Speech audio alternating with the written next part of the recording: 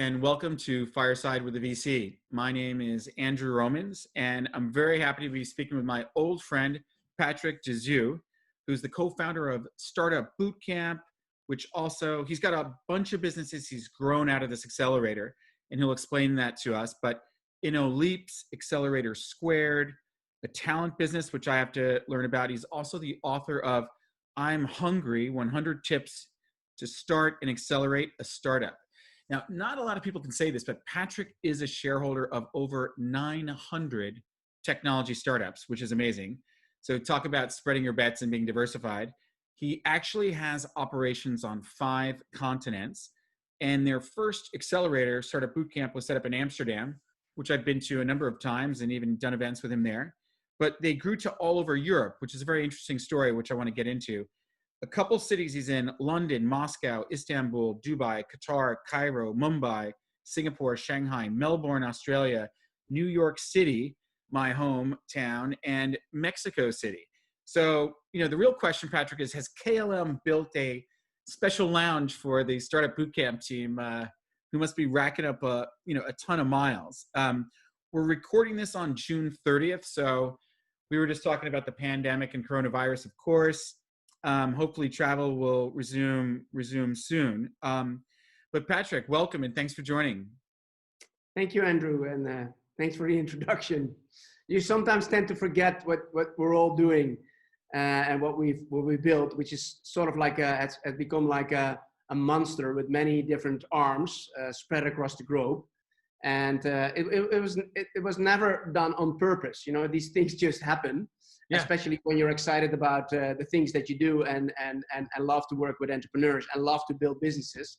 But after 10 years looking back, I sometimes think, well, what have we created for a monster, and how are we going to manage this going forward and keep everything aligned? So, it's great what we're doing and I'm still enjoying it, but it also by now has some challenges left and right, which I guess that happens when you're involved in a lot of startups across the globe and also many of the ventures that we build ourselves. But Well, Patrick, I think rather than have you just vomit up all the different businesses you've got going and how they interconnect, I think it's interesting to go through the journey. Like you said, it's been a wild, crazy trip, from the Grateful Dead sort of thing and looking back on it. But I was there when all the accelerators started. You had the incubators going back a long time, but I was even around for that. But what was interesting to me was I remember when they started to explode around 2010 or so, 2009, 2010, 11. And I remember, I was friends with a lot of these guys like you that would sell part of the GP, like the management company, raise some cash and give themselves around a 2-year runway where their revenue model of how they were going to ever generate revenue to stay alive was getting equity in basically pre-seed companies. So if you get equity in a pre-seed company, in a post-Sarbanes-Oxley world, when you will be able to sell them on an IPO or M&A in advance of a secondary market being robust is more than 2 years.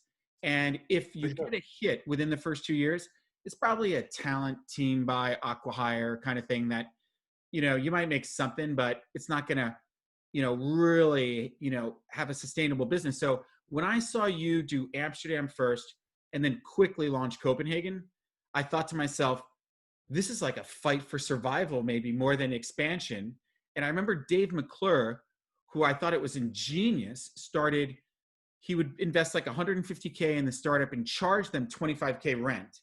So this guy's got carry on his revenue. Like, I don't even know if that's legal, but, and then you started adding on like the corporates, because I thought that I was just thinking from a distance, this guy's fighting for his life with revenue, but what's happening is he's made this sustainable monster that's like a fantastic business. So maybe tell us a little bit of the story of, was it unit economics, or how did it evolve the way it did? No, good question, a fair question. I mean, we actually didn't start in Amsterdam. We started in Copenhagen, and then we joined forces with our friends in Denmark and started expanding. I think, what I've been an entrepreneur my whole life, and I always saw that small countries like the Netherlands and Denmark are great test markets, right, to do things. And when I picked up on the accelerator hype in 2008, 2009, from the US, because that's where it all started, right? We were really the first outside of the US, I think, that was moving in this direction. I was already, let's say, an angel investor, making multiple small bets. I also was finding out that you have to make a lot of bets to make this happen, and you have to have a long time period before it actually returns if you're in an early stage. And I also started learning that I tend to know very little about many things. So I'm a generalist in general. I'm not a specialist. And at a certain moment, I thought, hey, investing by myself in all these early stage companies in different domains actually doesn't make sense. How can we do this with a larger group of people that actually bring value to these startups and also knowledge, and where I can validate actually if a company in IoT or in cyber, where I don't have any specific expertise, but other people have, actually, it makes sense. Yes or no? So the way we started, and that's what you touched upon, is first of all that we said any program that we start needs to raise capital for at least 3 years. So we can invest in let's say in an SPV that has 30 startups, because first of all, you need to spread your risk. And second of all, you don't want to start fundraising every time. So Patrick, do you mean you had a 2-year runway for the program in that city and on that topic, or do you mean 3 years? 3 years. So we raised the capital. We knew more or less what the cost would be to run a program for 3 years, and right, to manage the portfolio for another 6 to 7, because we know that if you invest in early stage, you're probably not going to get a return in 3-4 years. And we know now that it's about 7-8 years on average. You can be lucky. We did a big exit last year where it wasn't 4 years, but to be honest, that doesn't happen a lot. It is a longer runway when you're in early stage. So that means that we raised capital, first of all, to run 3 years of programs, so 3 programs over a period of 3 years, plus manage the portfolio for another 6-7 years. So that's the capital that we raised. And then we basically said, hey, if we can do this in Amsterdam and Copenhagen, then we can probably do this in other, let's say, cities that want to run ecosystems for startups as well. And when I started it, when we started in 2010, we saw the ecosystem for angel investment was extremely small in Europe, right? There was hardly any informal investors. So I thought, well, when I was talking to Y Combinator and Techstars, they raised most of their money from LPs that were all informal investors, not from corporates, But since we had only a very small angel community, I knew a few befriended angels. I thought, hey, maybe I should go to these corporates, because sooner or later, they're gonna get some interest in these early stage companies. So I would say in the first year, I probably talked to over 100 corporates across Europe, just validating my assumptions that there could be an interest from these corporates in either, at least understanding how these startups work. Not even from an investment perspective, but more, how is it possible that a small team of 2 or 3 people that raise 500K or $1 million are actually able to put a dent in the universe? For a corporate, this was something that they could not imagine, right? They think if they start something new, they have to put in 10, 50, or 100 million to create a new service or a product. So I went to all these corporates, and eventually I found, out of the 100 I talked to, I found 8 that said, hey, yes, this is interesting. And the first one that were responding were the big banks, because they already felt some disruption coming, or some attacks from early stage companies so they felt some pain and thought, hey, what the fuck is going on there? What are these guys doing? And we had it coming from some, let's say, consumer electronics companies like Philips. So eventually I found 8 companies that said, yeah, let's do this. Let's make a bet on this guy that is, he's an entrepreneur and wants to do something new. So they literally invested, I think, on my, in this case, green eyes instead of blue eyes, and said, yeah, this sounds like a feasible story. Let's learn. And in the first few years, we did horizontal programs. So that meant we selected 10 startups, and one was doing health, another one was doing gaming, and a third one was doing media, and one was doing fintech. And then in year 2, one of the companies came to me and said, Patrick, what your guys are doing is super interesting. We're learning how this works with ideation and validation and running experiments and growth hacking and seed funding and all that stuff. So we're sort of like getting it. But now we're sort of like, there's like maybe 1, or maybe if we're lucky, 3 interesting companies in a batch of 10 or 12. What if you would do a vertical? What if we would only focus on our industry? And I was like, And Patrick, they didn't put that on you right away, because we raised No. corporates. They always do that to me. No, now they do, obviously, but in those days, this was so new for them that they were, startups, it's a black box. We can hardly pronounce the word, you know? I mean, it was before, it was just internet companies, right? And suddenly it's startups. And so this was really something very new in 2009, 2010 for these corporates. And, you know, there were, you know, I always I learned very quickly that you have to talk to C-level, actually to the CEO. That just makes a bet and said, yeah, I don't know what the return is going to be on this, but I just feel we need to do this. And it's actually for a corporate, a small bet to invest, you know, $500,000 or maybe a little bit less or a little bit more, but let's do this. And, but then after 2 years, they started rethinking this and said, yeah, can you do this? And I was like, maybe let me go and talk to maybe 30 competitors in your industry and see if they're interested to join. And I said to them, but would you be interested if, you know, your biggest competitor joined this program? Would you also be interested? And some of them said, yeah, actually, I do believe in open innovation. And some of them said, no, if they joined and I don't join. So, you know, eventually I think we found like 13 or 14, let's say, companies in the fintech domain that wanted to join. And we actually found Adyen, which you probably know is now one of the larger payment solution providers. They actually joined. So they were not a typical bank, but they were actually neighbors in where we were running a business. So I went to the CEO there and said, yeah, we're going to do this in payments. Well, it would be great to have a tech company there as well. And they were not the size that they are today. So they're now valuated higher than ING Bank and ABN AMRO almost together. But he said, yeah, let's do this. So I found a nice batch of, you know, direct competitors, you know, tech companies and cyber security companies. And we started doing, let's say, it on a vertical. And then I learned that actually the ecosystem that we were creating for those startups, where we not only had these, you know, large corporations, but we also suddenly had 200 mentors from that specific industry. We had investors that were in. So we started creating ecosystems that were on a specific domain, and that actually added way more value than doing those horizontal programs. Right. So I'm not 100% sure, but I'm quite sure that we were the first vertically operating accelerator ever in the world in early 2013. And then obviously everybody is doing now verticals. Almost nobody does horizontal. Yeah, it's hard. It's hard in San Francisco, Silicon Valley. It's probably difficult to raise a non-specialized. Correct. So this is now, this is the case. And then you know, like I said, you know, I've always used our home, let's say, environment, in this case, the Netherlands, as a test market. But any business that I launched, I always went, okay, now let's go to Germany, let's go to the UK, let's go to, if it works here, you know, then, you know, a small country, then it will probably work in our neighboring countries that are 10 times bigger as well.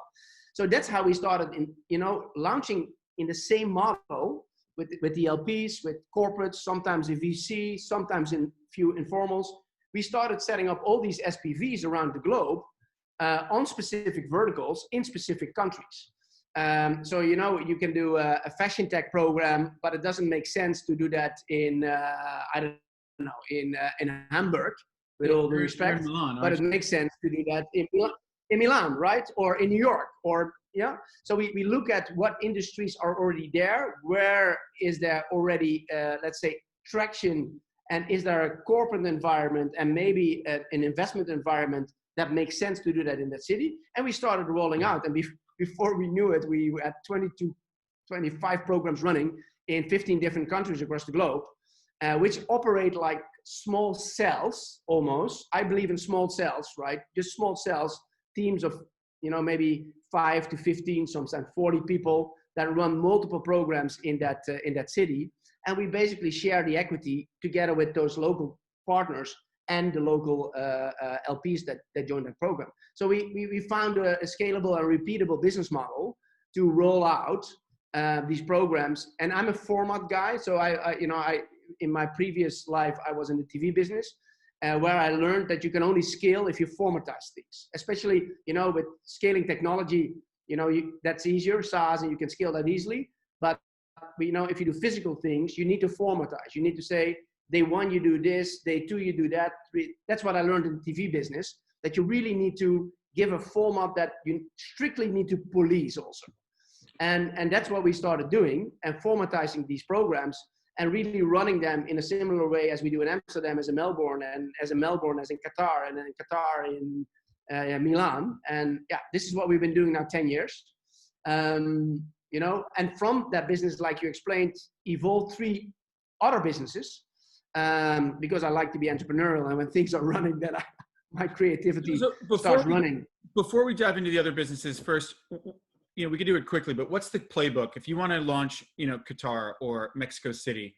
What are the steps you've got to do? I mean, I've talked to David Cohen at Techstars about this, and you know, his first thing is focusing on the mentors. You know, like to build up some local mentors, which is an interesting thing because he might be fundraising at the same time when he's doing that. But what's the playbook? What are the 4 things you've got to do? So the first thing is you try to find a team, the local. I mean, we've learned that, you know, launching something in Qatar, you need to, you know, or in Melbourne, you need to have a local team that know the ecosystem, that know. So that's the first thing. Find your local co-founders. That's one. Secondly, I mean, we never started finding the mentors, but we started fundraising, right? That's the first thing. You talk to the angel community, you check out how developed or underdeveloped it is. You start talking to the first 10, 15 potential corporate partners and ask at every partner, can you make 3 other introductions for me? And before you know it, you have a playbook of or a Rolodex of 50 to 100 people that you can talk to. So the fundraising is the most painful thing, I always think, because it always takes 6 to 12 months to get actually a group of 8 to 15 companies or people together that say, okay, I believe in this and I'm going to commit at least for the next 6 years to run this and to fund this. Once you've done that, then you can start gathering the mentors. So we always say you need like 100, 120 mentors. So you do that more or less in parallel, I would say. So it's not my first starting point, but you do that in parallel and get the first 100 to 125 mentors on board that know them more people. So that starts. Yeah, and then once you've got that all organized, you basically open applications and you say, okay, we're in business and we're now scouting, technology startups in fashion tech or in fintech or in cyber or in food tech and then, you know, since we build a brand, we just get organic inflow of startups that apply because they say, hey, I'm a fashion tech startup, I should go there. And Milan, and they got Prada as partners and Tots as partners and all these companies, so I should probably be there. And they have all these mentors that are relevant for you. So that goes quite organically. On the other hand, we do also a lot of active scouting and sourcing and scraping and reaching out, almost like American football players search on the Ivy Leagues, the university for talent. We do the same, right? So we have scouts around the globe. We have technology to source. Yeah, and then once you've done that, we go to a very diligent process to eventually bring it back from, let's say, 1,000 startups that apply to the last 20. They normally fly in to the city that we run the program. They meet 100 mentors there, and in 2 days we bring it back from the last 20 to the last, let's say, 10 to 12. And those teams then a month later have to be in the city, and there the program runs. That's how it was before COVID. This is now all done digitally. Yeah. Yeah. So, and in general, there must be variants, but how many startups are in a single batch and how does it work? Is it a 3-month program? Is it a 6-month program? Yeah, no, it's on average, I would say 10, it can be 9, can be 12, but on average is 10. Let's say the program is really focused on these 3 months. And this is really also what. So 3-month program. David, yeah, from David Cohen, because that what you have is, I always say it's a mind fuck, but these 3 months are barely enough to, really show to make progress, but they're also keep the pressure on high because we always end with, this demo day that, where, and that's like the mind fuck that obviously after demo day, it's still Monday and you need to run your business, but it's still something that drives you to that point. And if that would be 6 months, that would be too long. Right. 2 months is too short. It looks like 3 months is sort of like something that really works well. And then you formatize it almost on a daily basis, what you do with the teams in specific phases of those 3 months. So I'm sure it's changed, but many years ago when I was writing my first book, David was saying 3-month program. We're talking Techstars here. The first month is meet with all these brilliant, successful entrepreneurs and corporates and decide, is my strategy good? And then the second month is kind of building product and getting it out there. now that you know what your strategy is. And the third month is actually learning how to fundraise. And then it ends with demo day, and hopefully you get funded. And then you kind of get pushed out of the Garden of Eden, and a new batch comes in for David and the band of Techstars. And then they've evolved a lot on, you know, how they stay in touch. They even have like follow-on demo days for old alumni and stuff. But is that similar with you guys? Is it like one? I would say it's quite similar. I mean, you definitely do a demo day. You definitely do the demo day. Yeah, we still do that. We just did our, we do that also now virtually, which has a lot of advantages, because normally you can pack up 400 or 500 people in a room. And last week we had 5,000 people from all around the world in a demo day, which, because, you know, normally you plug into that local ecosystem and you get all those investors from that locally, but now it's investors from China, from the US. So, there's a lot of advantage on the virtual side and on the digital side, I would say. But it's in principle, it's that you still follow that. So, most of the startups that go into the program have been working on the product for a year. They have their first customers, but the product market fit is not really there yet. It's not 100%, they're not growing, week over week, 10, 15, 20%. And that's what you want to get to. So in the first few weeks, you look at, is the car driving actually in the right direction? Are the tires, on there? Are there brakes in there? And normally they're not. So in the first 4 weeks, you want to make sure that actually, we know that they're driving. So we reevaluate everything, all the risky assumptions. And then you go and do your POCs based on that, on all the conversations that you had. And then you get ready and to do your fundraising, basically, based also on the progress that you've been able to make in those first 2.5 months. So it's quite similar. And is the deal the same, within the same program? So like if everyone's going to the IoT program and I don't know, wherever you've got those guys near Phillips or something, do they all give up 6% equity or 3% equity, or is it negotiable with each one? So the first, I would say 6-7 years, we've been very strict. Just say it's one size fits all.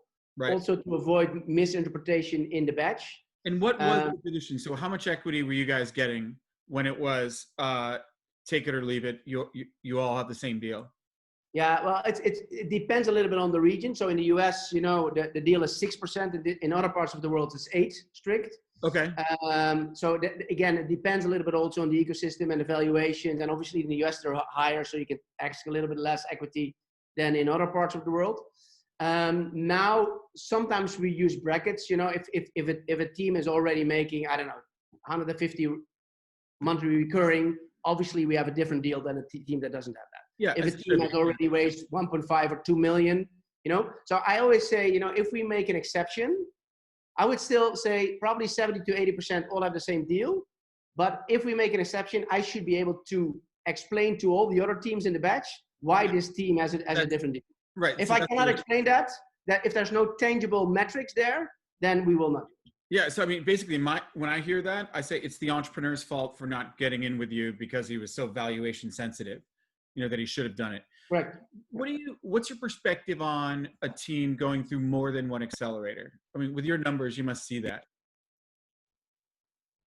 Like, should they do Y Combinator and then after they've gone through you, or should they go to Techstars and Startup? Well, it has to make sense, right? So if you let's say that you've gone through a program with us here in Europe, and then want to, after, I wouldn't do it 6 months later, right? That doesn't make sense, right? But let's say that 2 years down the road, you want to say, I now need to move to the US. Then obviously these programs are a great soft landing environment that will provide you with all the connections and everything, right? Yeah, you're going to meet a lot of people. That's it, right? And so we have quite a few forced to move fast, and you get demo day, hopefully. So we've had teams, quite a few teams that went first to us and then 2 years later through YCOM to go into the US. I don't believe in teams that go within 2 years into 4 accelerators. That doesn't make sense. You're not going to get the value. Then you're basically it's not serious. I don't consider you then very serious. Yeah. Let's say maybe you're in survival mode, and it really has to make sense. And for a startup listening to this, why should they really go through your accelerator? What's the real value that they're getting? Well, it'll be different for different companies, but what do you view as like the number one or the top 3, 4, 5 things? I think, you know, one huge value is it's always the network, you know, it's the network that accelerates you. And if it's the mentors, if it's the corporates, if it's the investors, you know, I mean, if I do an introduction for you to a VC or to an angel investor, you know, the angel investor will pick up the phone and you will have an appointment within the next 48 hours. Normally that doesn't happen, right? Right. And I don't want to dilute my relationship with that investor. So I only make those introductions if I think they're actually adding value. So that's one. The network is super relevant. I think the learning part is crucial. And to be honest, most startups, you know, and most entrepreneurs are very sure by themselves that they're actually solving a problem out there, but most of the time that's actually not the case. So the pivots that we make based on hardcore data and how we do that, and how we take them through a learning process to make sure that car, before it receives $1 million in investment and it doesn't crash and burn, you know, within 6 months, you know, we make sure that the car is driving in the right direction. And if you're driving in the wrong direction, we will give you the data that you need to pivot. So everything that has to do with learning, everything that has to do with network, that's the part that actually brings the biggest value. And Okay, that's accelerates. So that's really like that first month that we talked about, where a lot of smart people are digging in on your strategy. Well, I mean, that's in principle, that's a lifetime value. You know, yesterday I talked to one of the teams that was in our 2015 program. They were in the aviation business, which obviously is challenging at this moment. But we found a new direction. And I said, yeah, you should validate this with the former CEO of Schiphol Airport, because he knows what the problems are in that business, and he can probably connect you with 10 other airport CEOs. So that doesn't stop in those first, second, third. That's a lifetime. Sure. It's a lifetime partnership. Even if we sell our equity, I mean, even startups that we are not equity, you know, incentivized with anymore because they exited together with us, or we exited, you know, they will always have us. In principle, they will always have us. Right. And have you made, and I want to move on to the other businesses that you've launched as well and how they fit together, but do you use software that's off the shelf, or have you had to develop your own software that enable the startups to speak to each other around the world, or, you know? Yeah, so we use off the shelf software on the community side. So for example, we use Mobilize for that. As a platform to communicate with the community and also do the peer-to-peer stuff. And then we've also created our own content. So we've created now hundreds of hours of digital content that came in very handy during COVID. And actually now what we're doing with this digital content is that we provide that to the teams prior to when they're selected, to actually see who leveraged that content. So we can measure who's making use of that and see who's taking it seriously and who not. So that helps us to select the right teams that actually go into let's say, into the real accelerator for the program. And that's a service to the whole industry. So even if somebody didn't go to Startup Bootcamp, they benefited from a free online education. Correct. Well, and it's actually interesting. We're now selling that content to third parties, so to universities, to other accelerators, to corporate accelerators. So there's a new business model evolving now from Startup Bootcamp, where all the content, the digital content that we've created, suddenly becomes like a content catalog for entrepreneurship. Okay. And we're now experimenting with new business models in that direction. Now, you guys did a lot of digital transformation of your own business before COVID. So almost, I would say, just in time. So how are you, how does it work for the startup to interact with you in 100% virtual mode? Is that, I think it's working, but just talk about that. Yeah, no, it's working quite well. So, from a video conferencing side, we use everything that is available. If it's Zoom or Google, doesn't really matter. But what we've done is we've been working closely together with Myro. I don't know if you know Myro. They just raised 50 million. I think also from Excel. It's a Russian Dutch scale-up. And they have developed, let's say, a platform. It's called MIRO, and it's a ideation kind of platform where you can do your whiteboarding and your sticky notes. Calacanis talked about. It's like a Yeah. limitless whiteboard. Yeah. So you do all your interactive sessions there. Then we have pre-recorded content, which you can, and that's actually working. So normally when we do our programs physically, you sit almost like in a classroom where, you know, somebody talks about growth hacking or data analytics or how to raise funding and then there is limited time after those sessions to really dive deep into that. So now we've pre-recorded all that content in the last 1.5 years, which means the startups that go through our programs can watch that before, and then you do your one-on-ones or your mentor sessions you do related to that content so you can dive way deeper. So it actually saves time. So it's a combination of off-the-shelf software that we developed ourselves, content that we developed ourselves, we recorded, put that all together let's say in a blended learning environment. What we now have, we've developed a marketplace where actually you can connect digitally with corporates and with investors that also see the, let's say, the progress that we've made. So because we measure everything now digitally, we can actually show to an investor, hey, 3 months ago they were there, now we have these data points and they're moving forward, they're not standing still or going backward, they're actually making progress. Yeah. So I think there's a lot of value in doing things digitally now because it becomes more data driven and you can connect people in the digital way also way more easily than just in a physical way. And you can leverage the global network instead of just doing a local network. Because to be honest, most of the accelerators, and I think it's the same with Techstars or Y Combinator, it was still very much a local community play. You know, we hardly see Italian investors investing in Dutch startups or Dutch startups investing in, you know, America. But now suddenly that, because we bring everything, it just works better in a digital way. Yeah, I think it's an interesting thing when the accelerators were exploding for me as a venture capitalist. I would sit and physically hear the whole demo day and see like 15 or 110 startups pitch. Yeah. You meet and take like 10, 20 meetings. And then a year later, how much are you tracking those companies? So like I've even wanted myself to develop a startup that would have the startups outsourced to like an outsourced CFO. Then they go crazy on digital and the startup could check a box to allow that VC to track his numbers, this one not. Yeah. And some investor could be sitting in Moscow getting an alert that revenues grew 30% month on month for 3 straight months and hit my magic 100K MRR. And then he gets in. So it's interesting how this COVID thing could digitally transform our industry a bit to come out of it, you know, better off, it would seem. I'm 100% sure that is happening already. At least on our side, I'm seeing it. Yeah. So I'm not happy with what happened, but it actually is moving us exactly in the direction quicker than ever before, which we needed to go anyhow, that direction. COVID is an accelerant. So talk about the other businesses. I remember when you launched Innoleaps and we put it in my CVC book at the time.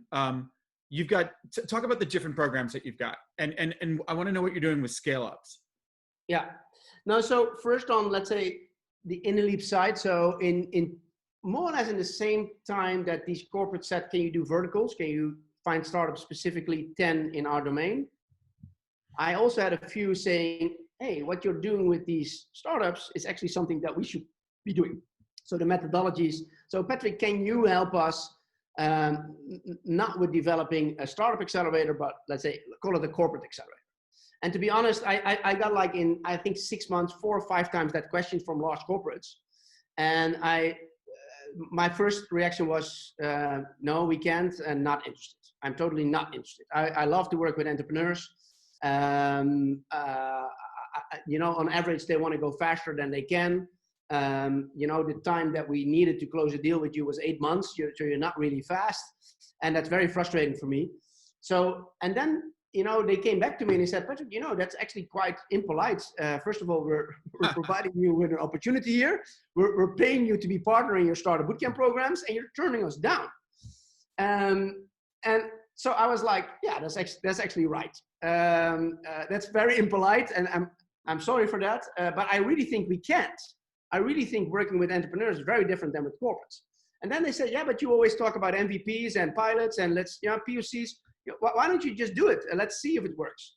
I was like, oh, yeah, actually, you're right again. And then I said, but I'm super busy. We're scaling up to all across the globe with these startup bootcamp programs. So I thought, okay, how are we going to do this? So I thought, well, maybe we should at least leverage the opportunity. Maybe there's something there. So let's see if we can set up a separate company next to Startup Bootcamp where we do more or less the same way, not with startups, but with global corporations. So we're talking about intrapreneurship. Somebody inside the large company wants to start something. Yeah. They bring in Patrick and this Startup Bootcamp team to accelerate that and maybe isolate it a little bit for its benefit. Yeah, so we started running, let's say, an MVP with a few corporate partners. These were dedicated programs, so there were not multiple partners in one program. So we said, okay, let's take 3 ideas that you as a corporate have.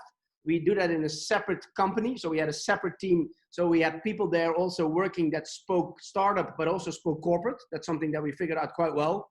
If you just you speak to startup, it's not going to work. If you only speak corporate, it doesn't work either. So you need to have somebody that understands both worlds. And to be honest, Andrew, it took us about 4 years to figure out how this works in a corporate environment. Okay. But I do dare to say now, we've been doing now 8 years almost, that we have cracked the nut on how this works and what needs to be in place in order to do this at scale at global corporations. Right. And it starts, first of all, that this needs to be driven by C-level. You know, so it needs to be top down. You have to have support from the top.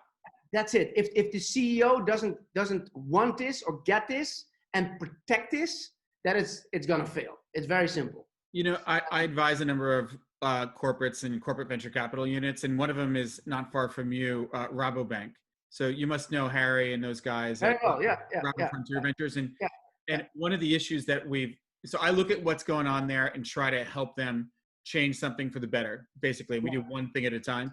And one issue is that there's a lot of pressure from their CEO and their board at Rabobank for them to fund actual spin out things that come out of the corporate. Yeah. And the guys at Frontier Ventures, the CVC guys, they're kind of like, you know, I don't necessarily want to fund that. No. And so there's a little bit of tension, which we figured out how to solve, but I'm not surprised that you found a good home of these corporates want to work with Innoleaps to make that work. Yeah. No, so we're actually doing this now for quite a large group of global corporations. I mean, we actually work only with companies that do 10 billion in revenues or more. We've noticed also if it's smaller, it doesn't work. The size doesn't work because the thing is that you as a corporate, you have to understand that like investing in startups, you need to make many small bets.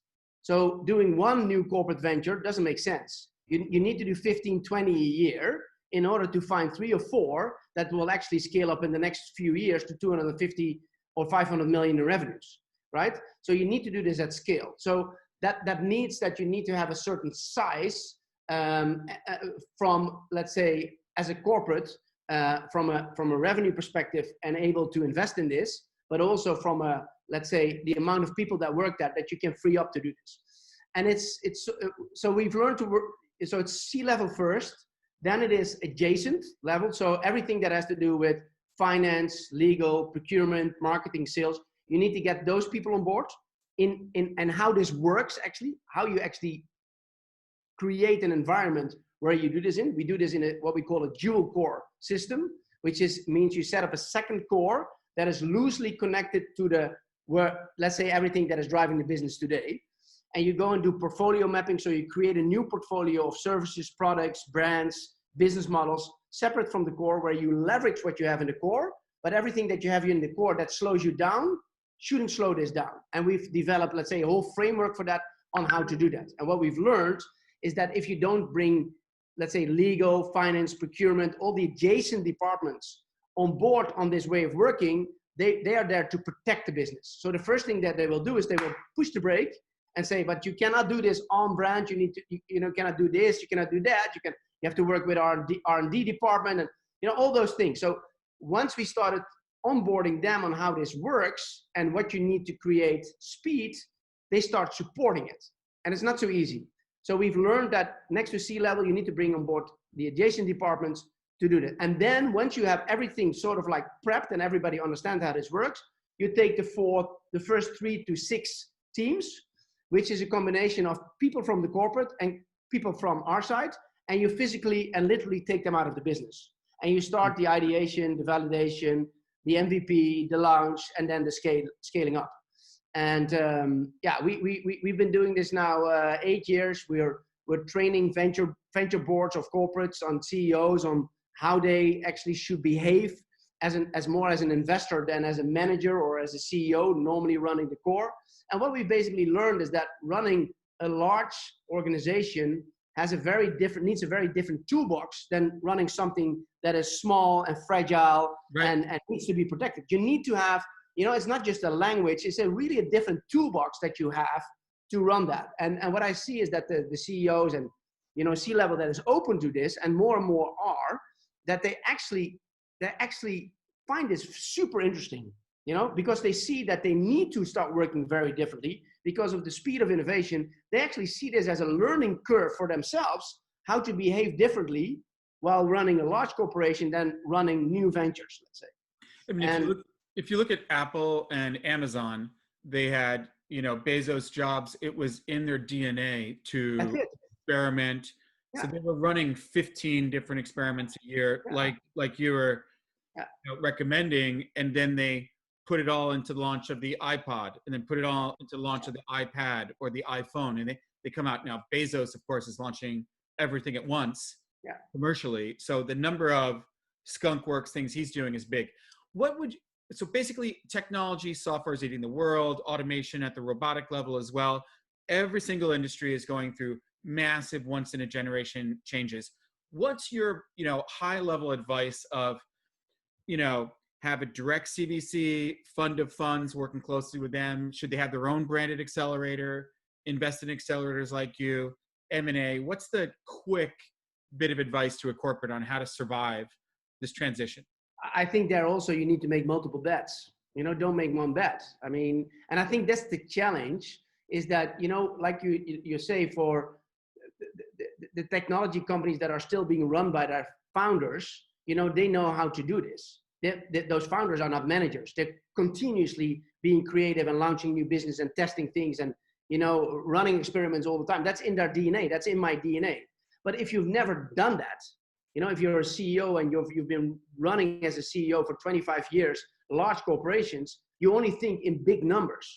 And on average, they tend to forget that, every new business model started with generating that first dollar, right? It was never 100 million or $1 billion from day one on. It never was like that. So you need to make multiple bets. And that's the same thing with having your own CVC, investing in accelerators, working with internal innovation teams. I think there also you need to spread your risk and do multiple things. And then out of these multiple things, some of those bets will actually create value strategically, financially, or both, and some of them will not. So I think diversifying is the name of the game here. Yeah. I mean, if there's anything life has taught me, it was diversify and double down. And by the way, question there is, if you're 900 startups personally, you're investing early, you're getting that 6 to 8% or wherever the numbers land. What's your perspective on doubling down? Because you've got software telling you which company is doing better. It's great if you can, pass something to me and I invest and maybe capture more value than you had. What's your philosophy? I mean, I've talked to Ron Conway about it, and he goes, we just don't do that. And then you hear him doing a $200 million SPV into Pinterest. But what's your view on double down? So we've made very clear agreements with our LPs on the Startupbootcamp side that we cannot, as let's say GPs, invest in the first 2 rounds, because that would mean that I would start competing with them, right? So that's the reason why we're there. We bring them deal flow. So in the first 2 rounds, we cannot do this because I can cherry pick, right? And then I would compete with you, and it doesn't make sense. That would not be polite. Then I would be impolite again. So we can do it, but only later on. So that happens. But we have this clear principle of, on the other end, I also sometimes think, you also shouldn't be too greedy, right? I'm already in so many teams. I'm not doing this. I never started any business any time to make money. You know, eventually you need to do that, otherwise it's not sustainable. But I do it because I have a passion for entrepreneurship, and then the rest will follow. So, you know, I'm actually very proud if we do, you know, if one of our companies raises 50 million or 100 million or whatever, or 500K, I'm extremely proud that we're part of that journey and I'm trying to help them. Yeah, For me, absolutely. it's not so much about having the equity. I already have the equity. And if I have 8% or 15, again, I'm not a money-driven person. So that's good. I'm not saying it doesn't happen. It does happen, but not on a large scale. And before we wrap up, I want to know, what are the other key businesses that you've got in your overall barn of different things? I mean, what's the scale up business? What's the talent part? Yeah, so eventually we saw that, you know, for a startup to work with a corporate, it's not so easy, right? And for a corporate to work with a startup, neither. So we see that actually if you really want to create value on both sides, you need to have a little bit later stage teams. Yeah, so, you know, and then the question is, what is a scale up? But that's normally a company that has proven to be able to work with multiple, if you're in B2B, multiple corporates over a certain period of time, and they're making at least a serious amount of revenue each year. So we're getting this request again from our corporates saying, yeah, it's sometimes, you know, from a learning perspective on how these startups work and to see how they create out of nothing something, super interesting. But if we really want to do POCs, it's better if they're 3-4 years in the journey. So we started doing those programs that are more, let's say, related to corporate startup collaboration, and there you just need later stage teams that are normally also operating in Horizon 1. So it's mostly about efficiency and effectivity. It's not so much about business model innovation. It's often also not very disruptive. So that's the scale-up programs. Sorry. And then on the talent side, in 2014, we had some of our alumni from Startupbootcamp coming to us that then raised money and said, now we need to hire 30, 40 people. And it's not just developers. We also just need to have people that understand, you know, data analytics, growth hacking, understand the startup mentality, way of working. They said, you now have a startup accelerator, you have corporate accelerators. Shouldn't you do a talent accelerator? And then I immediately said, no, we're not going to do it. I said, yes, we need to do that. And at that time, when we started that, youth unemployment in Europe was extremely high.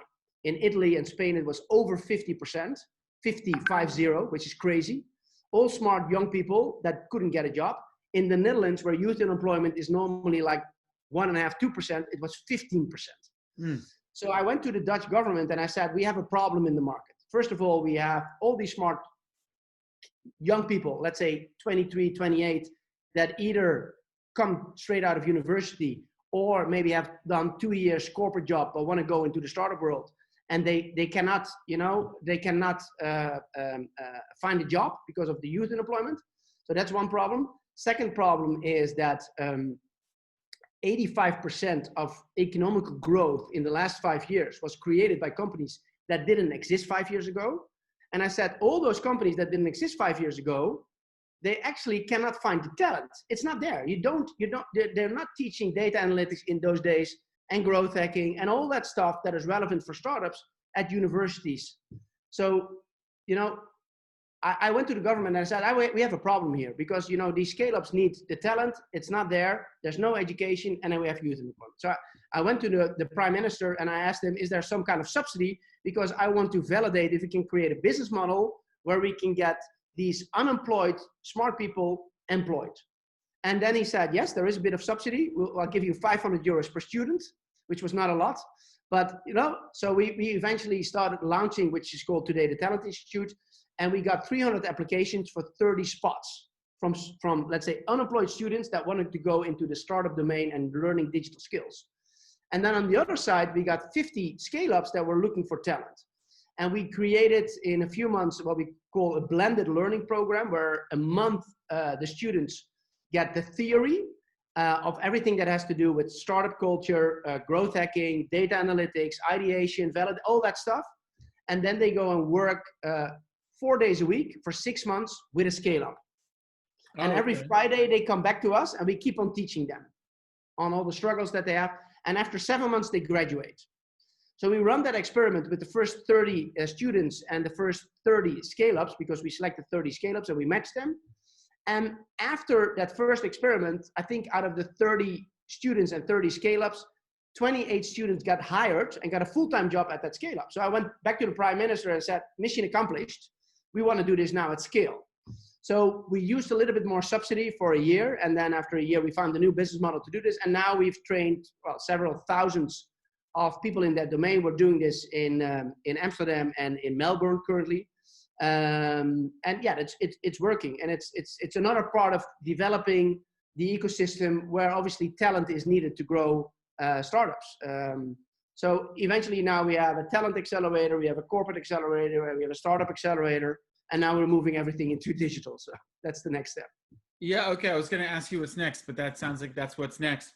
You know, I spoke to Tim Draper many years ago about you have a country like Japan where top university graduates want to work for the government or a large corporation or consulting, and they don't want to go into startups, whereas you know, around here in Silicon Valley, everyone wants to go straight to being Mark Zuckerberg, you know? Yeah. So and then, so it's like, what percentage of innovation is happening inside a large corporate? What percentage is happening in the startup world? And what's the supply of capital to be backing them? You know, like there is a limitation on how many startups you can have if they're loss making and they need money to build things, right? Sure. The, you know, question for you is, as Tim says, we're eventually going to hit a steady state. So it will not need to increase, and you'll have that like perfect debt equity ratio that's optimized. You know, where do you see, like, how far do we have to go in places like Amsterdam or Qatar before you've optimized? Because it seems to me like I listen to Boris Johnson or anybody talk about their COVID stimulus package, and they sound like they're reading the playbook from World War I or World War II. We're going to put people to work building a highway. Like, I don't want my boys to get a job wearing a hard hat building a highway. No. Why doesn't the government give them some money to start a dog walking exchange on the internet or anything, right? Like something that has potential to make 10,000 jobs like Uber, not that nonsense. But where do you think we are in the journey? Like, you know, it could be 300, 500 years before you hit a steady state. Yeah, you know, we still see every year that the amount of, let's say, entrepreneurs entering the market is increasing. We will see that because of the number of layoffs that there will be across the globe, that more and more people will say, okay, then I'm going to develop my own business. So especially in times of crises, I mean, we started our business in a crisis in 2010. You know, it was, you know, the starting point of the financial crisis, 2008, 2009, 2010. And then we saw a big peak. And I'm seeing this now as well. Actually, we're now working with several corporates to offer as part of the unemployment packages, which you don't have in the US, but are very common in other parts of the world, that we offer those people an entrepreneurial, let's say, journey, course, hand-holding, guidance in a digital way. They should go they should go straight from being fired right into one of your programs. Well, that's it. Right into a better job. And we can do this now at scale. And there's a lot of smart people in very specific industries, also in technology. I mean, Booking is here just around the corner, right? Where my office is, I can see them here. They're laying off serious amounts of people. Those are all smart tech people, right?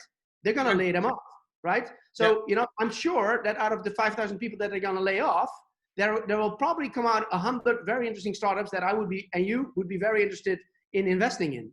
So, you know, but it's the same, you know, with on the banking side, in the travel industry. So we're now talking to these corporates as part of their corporate responsibility, saying, you know, why don't you sponsor Patrick, which is being laid off, and give him a license to participate in a digital program that we had at Startupbootcamp, where a year long he will be guided with 2 other people that are laid off to build a new venture. And probably if we do that with 10,000 people, probably 1,000 great ventures will come out of that. So I think, and there's actually interest, to be honest, from the corporate community to join in that from a corporate responsibility, and maybe also from a doing good and marketing perspective. But I don't really care about that, why they do it, as long as they do it, because those people will be sitting at home, very desperate. It will take another 2 years for them to find a job, you know, if they're lucky. So you better make their time worthwhile and give them that entrepreneurial push. And not everybody's an entrepreneur, we know that. But all those things that we're learning are relevant in any job anyhow, unless you're going to build roads. You're right, then probably not. But, you know, Well, I wish the governments of the world and the large corporations would put you and me in charge so we could like just sort this out and accelerate it all. But we're doing it slowly. Well, listen, my friend, great to see you. I look forward to seeing you in the real world. And every time I talk to you, man, I think we got to figure out how to work together a little more closely because I like everything you're working on, man. I love the international and it's definitely it's having an impact. So it's fantastic.